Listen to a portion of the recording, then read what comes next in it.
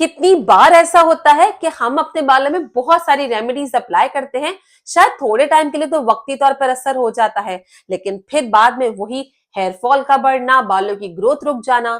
अगर आपके साथ भी ऐसा हुआ है तो अभी कभी नीचे यस का कमेंट कर दो। मैं देखना चाहती हूँ कि कितने लोग इसी चीज से गुजर रहे हैं। आज मैं आप लोगों के लिए एक ऐसी परमानेंट हेयर ग्रोथ रेमेडी लेकर आई हूँ जिसको आप लगाते रहोगे तो आपके बालों का झड़ना भी कम हो जाएगा और बालों की न्यू हेयरी ग्रोथ भी होगी। और ये बातें मैं सारी हवा में नहीं कर रही, ये एक ऐसा इंग्रेडिएंट है जो कि साइंटिफिकली प्रूवन है। जी हाँ, मैं बात कर रही हूँ लौंग की। और खाली लौंग इस्तेमाल नहीं करेंगे, लौंग के साथ एक ऐसा और मैजिकल इंग्रेडिएंट भी यूज करेंगे। बस ये दो चीजें अगर आप यूज कर लोगे ना तो आपके बालों की ग्रोथ डेफिनेट होने वाली है। तो अब ये क्या है रेमेडी, चल के देखते हैं। सबसे पहले हम क्लोव्स ले लेते हैं। क्लोव्स एक बहुत पोटेंट इंग्रेडिएंट है। इसका मतलब ये है कि छोटी सी क्वांटिटी भी काफी इफेक्टिव हो सकती है। लौंग के अंदर एक एक्टिव कंपाउंड होता है जिसे हम यूजिनॉल कहते हैं। ये कंपाउंड स्कैल्प की ब्लड सर्कुलेशन को स्टिमुलेट करता है, जिससे हेयर फॉलिकल्स तक न्यूट्रिएंट्स की सप्लाई बेटर होती है। लेकिन यहाँ एक इम्पॉर्टेंट बात समझना बहुत जरूरी है। अगर क्लोव को गलत तरीके से यूज कर दिया जाए तो स्कैल्प पे इरिटेशन हो सकती है, सेंसिटिविटी बढ़ सकती है और ऑयल बहुत अनकंफर्टेबल फील हो सकता है। इसलिए हम क्लोव्स को बहुत ही लाइटली क्रश कर रहे हैं। मैंने क्लोव्स को बिल्कुल पाउडर फॉर्म में नहीं कन्वर्ट किया, मैंने सिर्फ इतना क्रश किया है कि क्लोव्स का जो बाहर का हार्ड स्ट्रक्चर है वो टूट जाए। इससे क्या होता है, इससे सबसे पहले ऑयल को क्लोव के अंदर के जो एक्टिव्स है उन तक एक्सेस इजीली मिल जाता है। सेकेंडली, ये जो रिलीज है वो बहुत स्लो होता है और ये क्लोव्स का रिलीज कंट्रोल्ड मैनर में ऑयल में किया जाता है। अगर आप इसका पाउडर बना दोगे तो जो इसका रिलीज है वो बहुत फास्ट हो जाएगा और ये चीज़ हमें अवॉइड करनी है। अब मैं इस क्रश की हुई क्लोव्स को डायरेक्टली ऑयल में ऐड नहीं करूंगी। मैं यहाँ पर 100% कॉटन का कपड़ा या मसलिन क्लॉथ यूज कर रही हूँ। ये कपड़ा क्लीन है और बिल्कुल ड्राई होता है। अगर ये क्लीन या ड्राई नहीं होगा, इसमें हल्की सी भी नमी या मॉइस्चर रहेगा तो ये ऑयल को जल्दी खराब कर देगा। इस क्लॉथ में हमने क्रश क्लोव्स को रखकर एक स्मॉल सा पाउच बना लिया है, जिसे हम आम जुबान पे पोटली कह सकते हैं। इस पाउच का काम बहुत सिंपल होता है। ये क्लोव को ऑयल के अंदर होल्ड करके रखता है, लेकिन क्लोव की जो एक्टिव्स है ना वो ऑयल में आराम से इन्फ्यूज होने देता है। इस टेक्निक को हर्बल फॉर्मुलेशंस में कंट्रोल इन्फ्यूजन कहा जाता है। इससे फायदा ये होता है कि ऑयल ज्यादा स्ट्रॉन्ग नहीं बनता, क्लोव्स के जो पार्टिकल्स हैं वो ऑयल में फ्लोट नहीं करते और ऑयल ज्यादा क्लीन होता है और बैलेंस बनता है। ये मेथड स्पेशली उन इंग्रेडिएंट्स के लिए यूज होता है जो कि नेचुरली स्ट्रॉन्ग होते हैं, जैसे कि लौंग। ख्याल रहे यहाँ पे कपड़ा आपको बिल्कुल प्योर कॉटन का लेना है या मसलिन क्लॉथ लेना है। आप सिंथेटिक कपड़ा यूज नहीं करेंगे, पॉलिएस्टर का कपड़ा यूज नहीं करेंगे। कोई भी ऐसा कपड़ा जिसपे किसी भी किस्म का प्रिंट है या डाई है वो भी आप इस्तेमाल नहीं करेंगे। अब यहाँ पर एक बहुत इंपॉर्टेंट बात है जो कि मैं आप लोगों को बताना चाहती हूँ, इसीलिए आपका फुल अटेंशन चाहिए होगा। इस क्लोव के पाउच को हम किस ऑयल में इन्फ्यूज करते हैं, ये चीज फाइनल रिजल्ट को कंप्लीटली चेंज कर सकती है। कैरियर ऑयल सिर्फ बेस नहीं होता, ये डिसाइड करता है कि ऑयल स्कैल्प पे कैसा फील देगा, ऑयल हेयर के अंदर पेनिट्रेट करेगा भी कि नहीं और बिल्डअप का रिस्क बढ़ जाएगा या नहीं। लेकिन इस ऑयल चॉइस पे हम थोड़ी देर बाद में डिटेल में बात करेंगे। अभी के लिए मैं इस क्लोव के पाउच या पोटली को साइड पे रख देती हूँ और जब ये पाउच रेस्ट कर रहा होता है हम अपने नेक्स्ट इंग्रेडिएंट की तरफ मूव करते हैं। जब आप इस पोटली को साइड पे रख दोगे तो जो क्रश क्लोव्स हैं वो थोड़ी देर रेस्ट करती हैं, उनके नेचुरल ऑयल्स एक्टिवेट होने लगते हैं। जो इसकी शार्पनेस है, तेजी है, वो थोड़ी सी मेलो डाउन होने लगती है और बाद में ये ऑयल ज्यादा स्मूथ बनता है। इसीलिए आप इसे साइड पे थोड़ी देर के लिए जरूर रखना और इसके बाद जब इसे आप हीट दोगे तो एक्सट्रैक्शन बिल्कुल कंट्रोल मैनर में होगी और इरिटेशन का चांस बिल्कुल भी नहीं होगा। ये एक छोटा सा स्टेप है लेकिन फाइनल ऑयल के लिए कंफर्ट में काफी फर्क डालता है। अब हम आते हैं सेकंड इंग्रेडिएंट की तरफ और ये है एलोवेरा। एलोवेरा एक बहुत अच्छा इंग्रेडिएंट है, लेकिन मसला ये है कि ये वाटर बेस्ड इंग्रेडिएंट है। इसका मतलब ये है कि इसमें ज्यादातर पानी का कंपाउंड होता है। अगर हम रॉ एलोवेरा जेल को ऑयल में डायरेक्टली ऐड कर देंगे तो ऑयल आपका खराब जल्दी हो सकता है, अनस्टेबल हो सकता है और उसकी शेल्फ लाइफ बहुत कम हो जाएगी।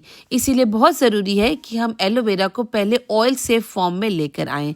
इसके लिए आपको एक एलोवेरा का पत्ता लेना है, उसे उसे एटलीस्ट कुछ घंटों के लिए पानी में इस तरीके से खड़ा करके रख देना है। इससे फायदा ये होगा कि इसमें जितना भी येलो पार्ट है, जिससे आप एलोइन या लेटेक्स कहते हो, वो इसमें रिलीज हो जाएगा, क्योंकि वो अगर आपके एलोवेरा में रह जाएगा तो आपके स्कैल्प पे इरिटेशन और स्क्रैचिंग हो सकती है। अब जब ये सारा येलो पार्ट इसमें से निकल जाएगा, आपको एलोवेरा को अच्छे से वॉश करना है, साइड से कट कर बीच से कट करना है और इसके सारे जेल को स्कूप आउट करना है। लेकिन जब तक आप इस एलोवेरा में से पानी का कंटेंट रिमूव नहीं करोगे, ये ऑयल के लिए स्टेबल नहीं होता। इसलिए इस स्टेप का सिर्फ एक ही पर्पस है कि हमें एलोवेरा का जो वाटर कंटेंट है उसको रिमूव करना है, ताकि बाद में ये हम ऑयल के साथ सेफली कंबाइन कर सकें। अब इस एलोवेरा जेल को हमें अच्छे से ब्लेंड करना है। ब्लेंडिंग का फायदा ये है कि एलोवेरा इवनली कुक होगा, जो इसका वाटर है वो यूनिफॉर्मली इसमें से इवेपोरेट हो जाएगा और जो जेल है वो जलेगा नहीं। अब इस एलोवेरा जेल को हमें एक पतीली में बिल्कुल स्लो आंच पे कुक करना है। ख्याल रहे यहाँ पर हमने किसी भी किस्म का ऑयल अभी ऐड नहीं किया है। स्टार्टिंग में आप देखोगे हल्के हल्के बबल्स आ सकते हैं, जो कि टोटली नॉर्मल है। वो इस बात की साइन होती है कि जो वाटर है वो अब इसमें से इवेपोरेट हो रहा है। जैसे जैसे वाटर कम होता जाता है, बबलिंग आहिस्ता आहिस्ता करके धीमी होती जाएगी और जेल आपका थिक होता जाएगा। जब बबल्स ऑलमोस्ट बंद हो जाएंगे तो एलोवेरा अब कंसंट्रेटेड फॉर्म में आ चुका है और इस स्टेज पर ये जो एलोवेरा है वो ऑयल फ्रेंडली हो चुका है। इसे आपको एज इट इज साइड पे रख देना है, अभी हमें कुछ भी इसका नहीं करना। अब जब एलोवेरा सेफ फॉर्म में आ चुका है और दूसरी जगह पे जो क्लोव का हमने पोटली बनाई थी वो पाउच भी अब रेस्ट कर चुका है। अब हम इन दोनों को ऑयल के साथ कंबाइन करते हैं। अब एक पैन लेना है, उसमें सबसे पहले आपको कैरियर ऑयल ऐड करना है। ऑयल पहले हम इसलिए ऐड करते हैं कि जिसका टेम्परेचर है वो एक साथ स्टेबल हो जाए। उसके बाद हम इसमें एलोवेरा का जो कंसंट्रेट हमने बना के रखा था उसे ऐड करेंगे और उसके बाद हम ये क्लोव का पाउच ऐड करेंगे। हीट यहाँ पे बहुत लो रखी जाती है। हम ऑयल को थोड़ी देर पहले हल्का सा वार्म करते हैं, फिर हीट बंद करके रेस्ट देते हैं। इस प्रोसेस को हीट एंड रेस्ट साइकिल कहते हैं। ये करने से न्यूट्रिएंट्स प्रिजर्व रहते हैं, ऑयल ज्यादा बैलेंस्ड बनता है और फॉर्मुलेशन बहुत जेंटल रहती है। अब हम वापस ऑयल चॉइस पे आते हैं। कैरियर ऑयल डिसाइड करता है कि ऑयल हैवी होगा या लाइट वेट होगा, स्कैल्प पे बिल्डअप बढ़ेगा या नहीं बढ़ेगा।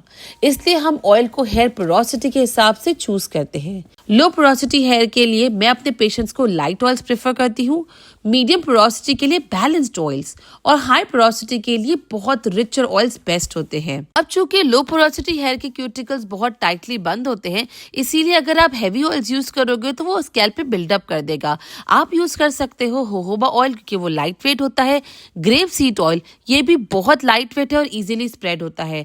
यहाँ आप आर्गन ऑयल यूज कर सकते हो बहुत ही कम अमाउंट में, क्योंकि ये बहुत ही मीडियम सी लाइट सी फील देता है। अगर आपके लो पोरोसिटी वाले बाल हैं और आप बचपन से कोकोनट ऑयल इस्तेमाल करते आ रहे हो या आप करना चाहते हो तो उसकी भी एक ट्रिक है। आप मुझे कमेंट करना, मैं आपको उसकी ट्रिक बता दूंगी। अगर मीडियम पोरोसिटी हेयर है तो वो ज्यादा फ्लेक्सिबल होते हैं, इसलिए यहाँ लाइट और थोड़ा सा रिच ऑयल दोनों टाइप के ऑयल काम कर सकते हैं। आप यहाँ पे आलमंड ऑयल यूज कर सकते हो, ऑलिव ऑयल तक यूज कर सकते हो। Medium porosity hair easily oils को एक्सेप्ट कर लेते हैं, लेकिन अगर आपके बाल हाई पोरोसिटी के हैं तो क्यूटिकल्स बहुत ज्यादा ओपन होते हैं, इसलिए मॉइस्चर जल्दी जाता तो है, निकल भी जल्दी जाता है। इसलिए यहाँ पर हेवियर ऑयल का यूज करना ज्यादा जरूरी है ताकि वो आपके पोर्स को सील कर दे। आप यहाँ पे यूज कर सकते हो ऑलिव ऑयल, कैस्टर ऑयल या coconut oil. High porosity hair को ऑयल की प्रोटेक्टिव लेयर ज्यादा चाहिए होती है। अब थोड़ी देर के बाद हम इस क्लोव के पाउच को इसमें से रिमूव कर देंगे और इस तेल को हम छान लेंगे। हमेशा ऑयल को ग्लास की बोतल में स्टोर कीजिए, इससे ये ऑयल बहुत जल्दी खराब नहीं होगा। ये ऑयल डेली यूज के लिए नहीं है, बल्कि प्री वॉश स्कैल्प ट्रीटमेंट है, यानी नहाने से पहले ही आप इसे लगाओगे। मिनिमम आप इसे 2 घंटा लगा के रखोगे और मैक्सिमम इसे 6 से 8 घंटा लगा कर रख सकते हो। जितने भी इंग्रेडिएंट्स मैंने यहाँ पे यूज किए हैं उन सब के लिंक नीचे डिस्क्रिप्शन में मौजूद है, तो आप चाहें तो उनको भी देख सकते हैं। काफी लोगों को किसी एक ऑयल से फायदा नहीं होता, ये उनको अपनी हेयर पोरोसिटी और स्कैल्प टाइप के हिसाब से डिफरेंट ऑयल्स और रेमेडीज चाहिए होती हैं। उसके लिए आप चाहो तो मेंबरशिप ज्वाइन कर मेंबरशिप की सीक्रेट रेमेडीज भी देख सकते हो। अगर आप चाहते हो कि ऑयल की पेनिट्रेशन ज्यादा अच्छे से हो तो आप LCO मेथड फॉलो करोगे। जिन लोगों को नहीं पता LCO मेथड क्या है वो ये वाली वीडियो क्लिक करके देख सकते हैं। I will see you there.